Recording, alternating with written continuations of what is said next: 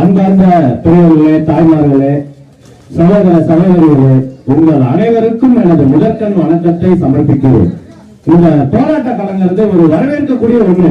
நான் குடிமண்டலைய 2 நாளைக்கு முன்னாடி போன் பண்ணி இந்த மாதிரி ஒரு போராட்டம், இந்த மாதிரி சுரங்கப்பாதை வருது, அந்த சுரங்கப்பாதையை ஒரு வழி பாதையா போட்டுருக்காங்க, இருவழி பாதையா வேணும் அப்படின்னு சொன்னாங்க. சொன்னவங்க, ஐயா இது ஒரு சிறந்த ஒரு கோரிக்கை, இந்த கோரிக்கையை உடனடியா மேலிடத்துக்கு கொண்டு போறதுக்கு நீங்க எடுத்திருக்கிற இந்த ஒரு முன்னெடுப்பு நடவடிக்கை வரவேற்கக்கூடியது, உடனே நான் கலந்துக்கிறேன் அப்படின்னு சொல்லியிருந்தேன்.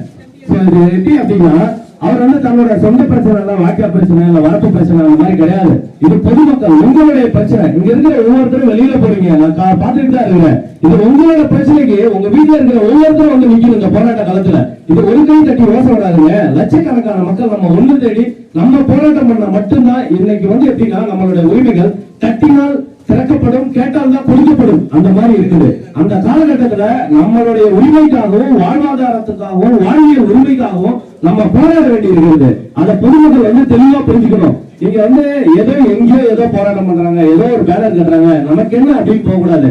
நாளைக்கு இந்த பாதையில ஒவ்வொருத்தரும் போவீங்க. உங்க அப்பா, தம்பி, தங்கை, அக்கா, தங்கச்சி, மாமா, மச்சி அத்தனை பேர் இந்த பாதையை கடந்துதான் போவீங்க. ஏன்னா ஒரு வழி பாதையா இருந்ததுன்னா நீங்க ஒரு 5 கிலோமீட்டர் 6 கிலோமீட்டர் சுத்தி திரும்பி வர்றதுக்குள்ள அவர் சொன்ன மாதிரி ஒரு வேலை வாய்ப்புக்கு போறவங்க அந்த வாய்ப்பை இழந்துருவீங்க.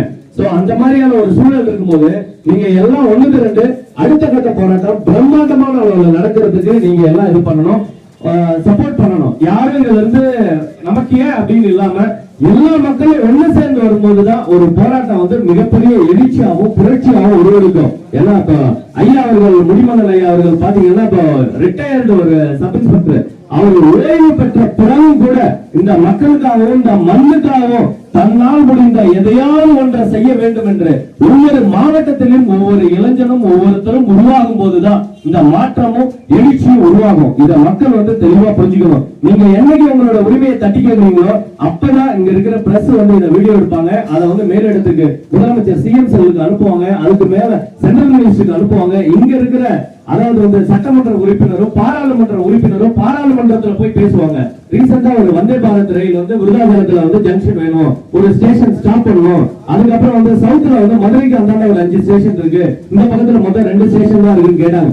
உங்களோட கோரிக்கையை நீங்க எப்ப முன்னெடுத்து கொண்டு போறீங்களோ அப்பதான் அவங்க இந்த கோரிக்கையை மேலிடத்துல போய் பேசுவாங்க.